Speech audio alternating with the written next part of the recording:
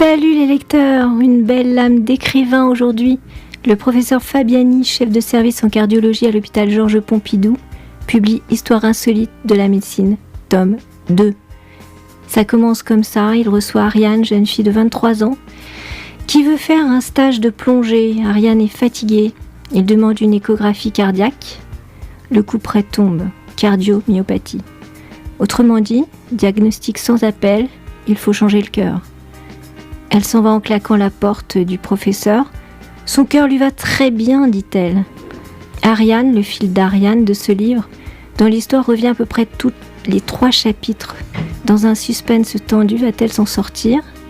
Et pendant l'opération, qu'est-ce que c'est que ces pelles dont le professeur Fabiani parle? Passez-moi les pelles, gonflez bien le cœur. On n'a jamais entendu ça dans Grey's Anatomy. Et là, on est au premier rang d'une vraie transplantation cardiaque. Thriller médical, professeur? Dans un sens, oui. Thriller historique.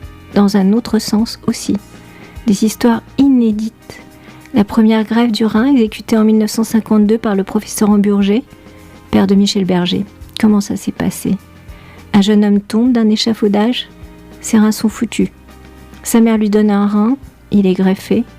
Combien de temps va tenir cette première greffe? Toute la France prie alors. Et l'histoire de ce jeune jardinier noir en 1967 dans l'Afrique du Sud, de l'apartheid, ces petites mains si agiles qui s'enfoncent dans le thorax du premier greffé au monde.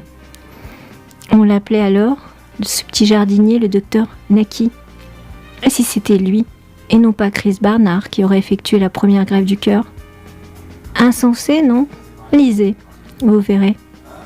Revenons à Ariane, dont le thorax si petit serait presque du ressort de la pédiatrie, et que le petit ami champion de tennis vient forcément de quitter. Quel sera ce lien si digne, si émouvant, entre elle et le professeur Fabiani? Parce que Ariane, c'est aussi une histoire vraie, comme tout dans ce livre. Les histoires vraies du professeur Fabiani, French Doctor en Afrique avec Kouchner, au tout début des Médecins sans frontières. Un des plus grands transplanteurs cardiaques au monde, appelé dans tous les pays. Alors quand il se met à écrire, ne pas lire est une faute. Livre bien construit, fluide, poignant, du grand public mais pas de vulgarisation médicale. Voilà, c'est un vrai grand voyage ce livre. La succession de secrets, de combats, de morceaux de bravoure, immense et infini. À vos Fnac, tous!